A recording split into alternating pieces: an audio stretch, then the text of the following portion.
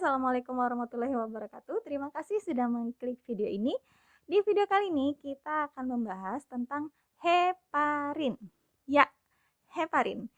Di dalam proses hemodialisis atau cuci darah, heparin ini kerap kali dihubung-hubungkan, kerap kali dipakai, bahkan bisa dibilang selalu dipakai saat proses hemodialisis atau cuci darah. Nah, apa saja kegunaannya dan bagaimana cara menggunakannya? Berikut akan saya bahas di video kali ini, oke?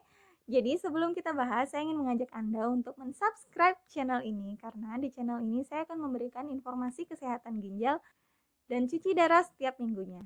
Dan jangan lupa untuk membagikan video ini ke semua media sosial yang kalian punya. Jadi tunggu apa lagi? Langsung subscribe!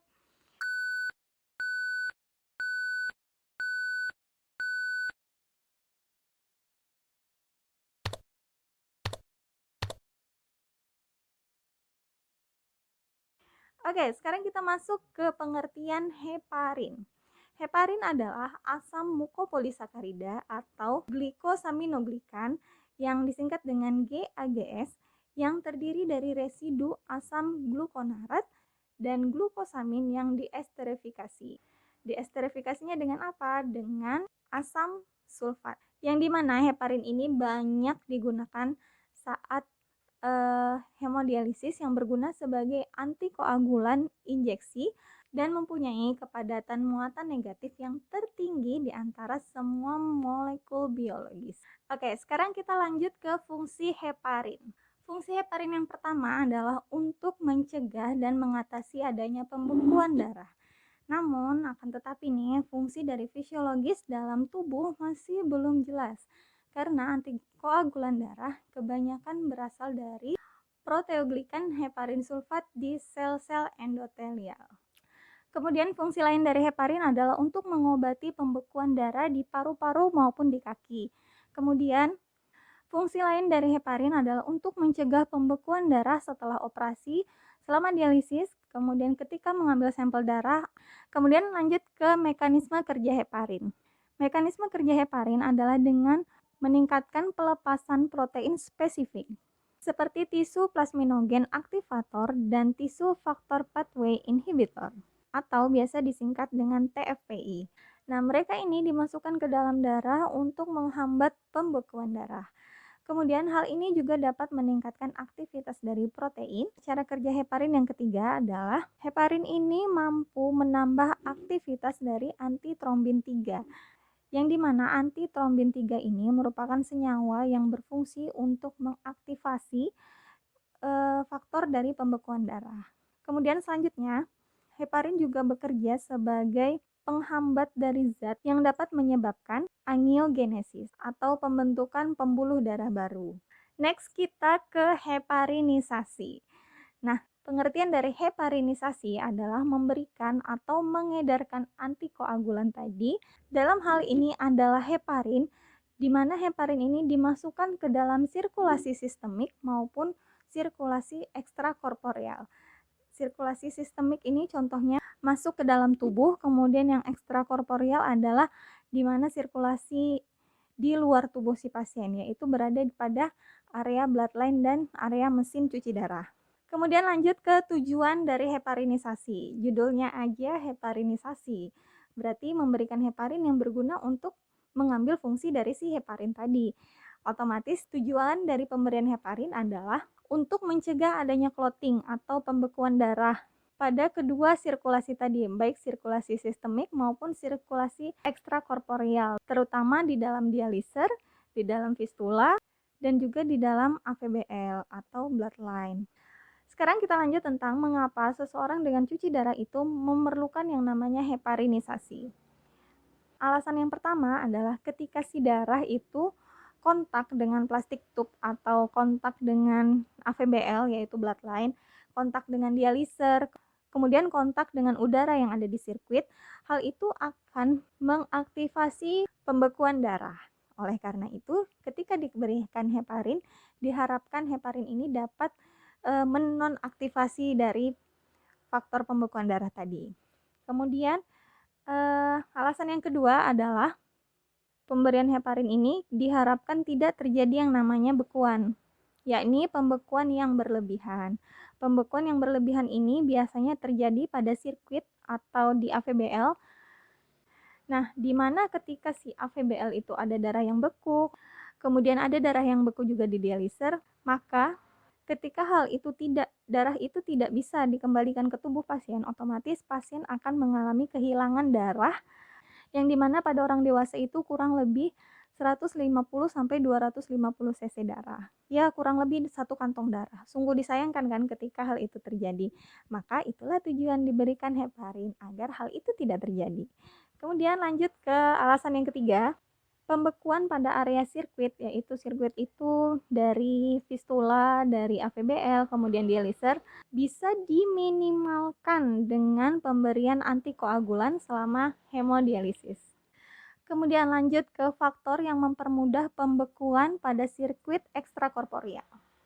Faktor yang pertama adalah adanya aliran darah yang lambat atau QB yang pelan. QB-nya rendah, itu sekitar 100, 150, termasuk QB yang rendah. Jadi aliran darahnya itu lambat. Kemudian faktor yang kedua adalah nilai hematokrit yang meningkat atau HCT. Kemudian faktor yang ketiga adalah laju UF rate yang tinggi. Kemudian faktor yang keempat adalah adanya resirkulasi. Kemudian lanjut ke faktor yang kelima adalah adanya transfusi darah selama dialisis, yang dimana transfusi darah ini adalah memberikan darah tambahan pada si pasien, dimana biasanya darah itu didapatkan dalam keadaan yang suhu dingin.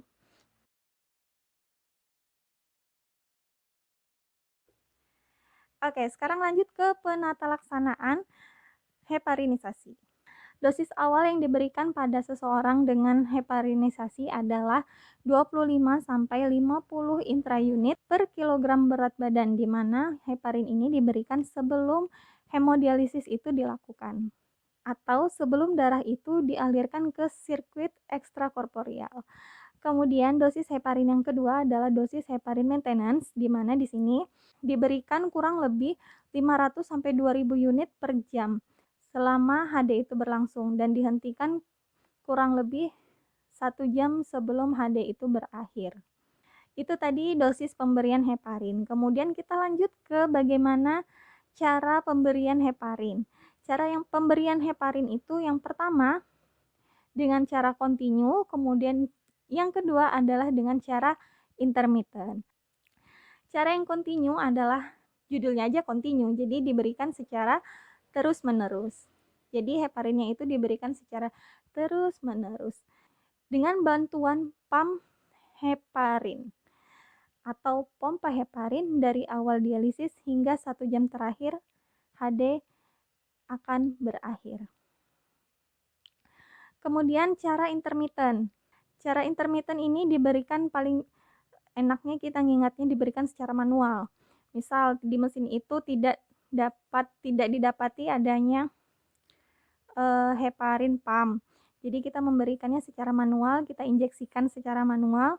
Kita injeksikannya seperti ini. Misal setelah HD berjalan 1 jam, kita datang ke mesin HD, kita suntikan heparinnya. Kemudian nunggu 1 jam lagi, kita datang lagi, kita suntikan lagi heparinnya. Nunggu lagi 1 jam. Jadi selang 1 jam kita menyuntikkan heparin secara manual dan di 1 jam terakhir kita tidak memberikan heparin tersebut. Nah, itu adalah cara pemberian dengan cara intermittent. Oke, sekarang lanjut ke jenis heparinisasi. Jenis heparinisasi ini ada 3 jenis. Yang pertama adalah heparinisasi rutin atau standar atau UFH atau unfractional heparin. Kemudian yang kedua adalah heparinisasi minimal.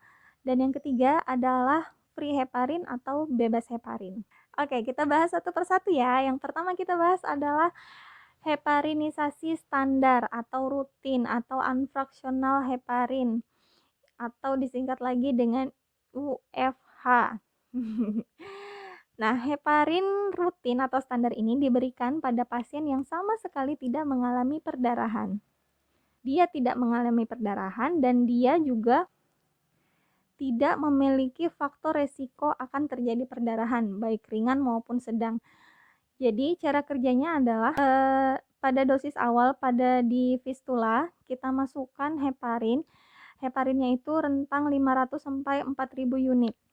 Namun yang biasa dipakai adalah 2.000 unit. Ketika 2.000 unit kita siapkan heparin dan NaCl, kita masukkan ke fistula. Kita masukkan NaCl yang berisi heparin lalu kita diamkan sebentar aja dengan harapan heparinnya itu bisa menempel di area dinding-dinding fistula.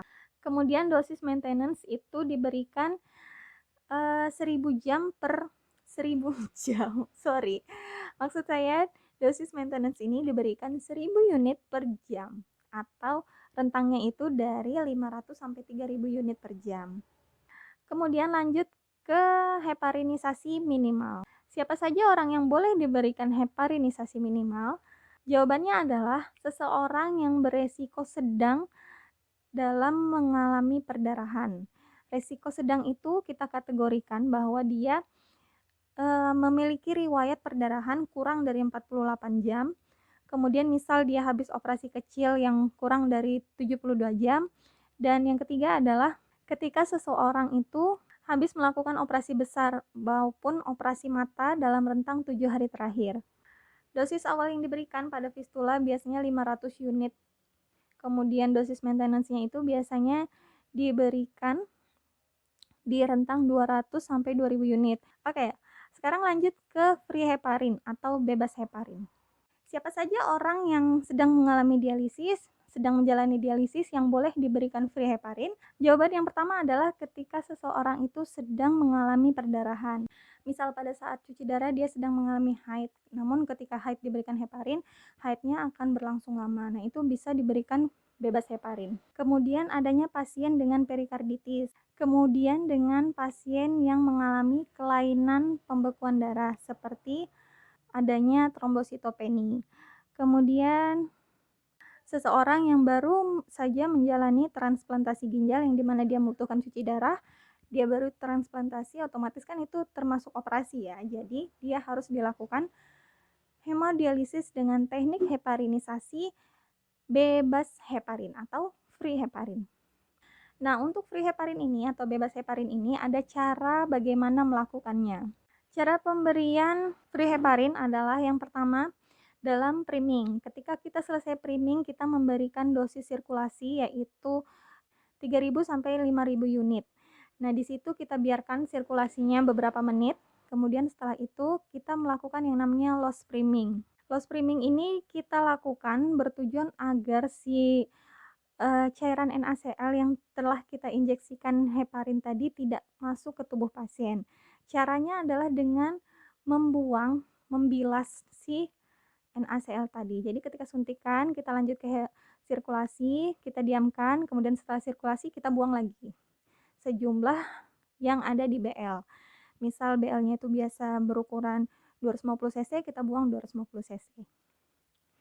Kemudian setelah kita sambung ke tubuh pasien, kita harus melakukan pembilasan NaCl.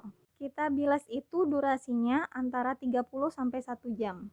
Dan cairan pembilasannya di sini adalah cairan NaCl 0,9% sebanyak 50 sampai 100 cc per jam. Karena kita memberikan cairan ekstra pada si pasien nih lewat mesin hemodialisis karena pembilasan tadi, otomatis hal yang harus kita lakukan selanjutnya adalah menaikkan ultrafiltrasi agar si air ini tidak masuk ke tubuh pasien jadi air, jadi tetap tertarik. Jadi pasien tidak menambah berat badannya ketika dicuci darah. Nah, kemudian perhatikan pula dialisernya. Biasanya di dialiser itu terlihat di bagian header, bagian ujung-ujung dialiser itu kan kepala-kepalanya itu. Biasanya di situ terlihat tanda-tanda bekuan awal di situ. Tanda bekuan awal itu biasanya dia terlihat lebih pekat warnanya. Darah kan merah ya, jadi warnanya itu hampir menuju hitam, saking pekatnya. Itu adalah tanda-tanda adanya bekuan darah atau clotting. Nah, ketika kita menemukan hal itu, kita bisa atau boleh memberikan bilasan ekstra. Kemudian hal yang harus diperhatikan adalah hindari pemberian transfusi darah saat pasien itu cuci darah dengan free heparin. Karena apa? Karena kita akan menambah resiko bekuan darah tadi. Kemudian ada hal-hal yang harus kita perhatikan ketika kita menjalani hemodialisis. Ketika kita menjadi petugas hemodialisis.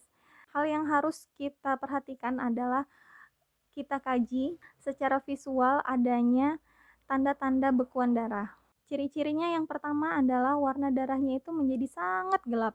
Kemudian ada bercakan warna hitam gelap itu di dialisernya. Kemudian biasanya pada bubble trap inlet atau arteri maupun outlet atau vena itu biasanya ada gelembung-gelembung atau busa-busa. Nah, itu biasanya akan ada bekuan darah di situ. Jadi harus kita perhatikan.